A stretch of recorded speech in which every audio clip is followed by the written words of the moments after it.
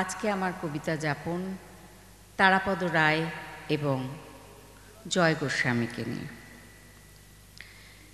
একটা জন্ম এমনি এমনি কেটে গেল, একটা জীবন দেখতে দেখতে চলে যাচ্ছে। একটা জন্ম রেখেছিলাম তোমার সঙ্গে কথা বলার, একটা জীবন রেখেছিলাম কাঁঠাল তলায় মাদুর পেতে তোমার পাশে কাটিয়ে দেব। একটা জন্ম রেখেছিলাম বাঁশ কাগজে স্টিলের নিবে এমনি এমনি পদ্য লেখার, একটা জীবন রেখেছিলাম তোমার জন্যে পদ্য লেখার, একটা জীবন এমনি এমনি চলে গেল।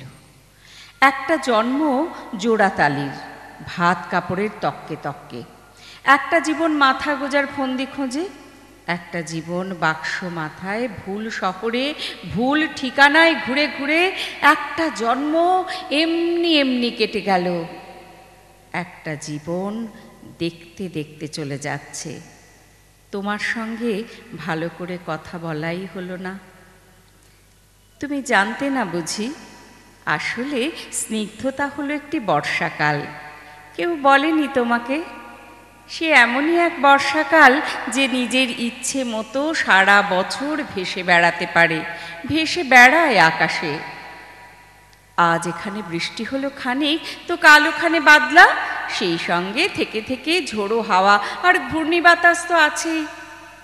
আমি চোখ বন্ধ করলেই দেখতে পাই, যেই বৃষ্টি শুরু হলো অমনি বাচ্চারা সব হাত ছাড়িয়ে ছুট লাগালো মাঠে ঘাটে, আর মাটির দেয়াল ও টিউবকলের সামনে দাঁড়িয়ে গাঁয়ের বধূরা খাল থেকে বিল থেকে তাদের হাঁসগুলোকে ডাকতে লাগলো, চই চই চই চই চই চই।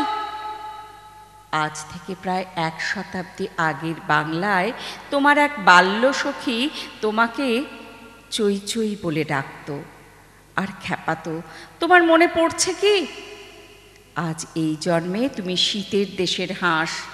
কোন সরোবর থেকে কোথায় কোন সরোবরে সাঁতার কাটতে যাও, সমুদ্রের পর সমুদ্র পেরিয়ে উড়ে চলো কত দূর দূর সব দেশ।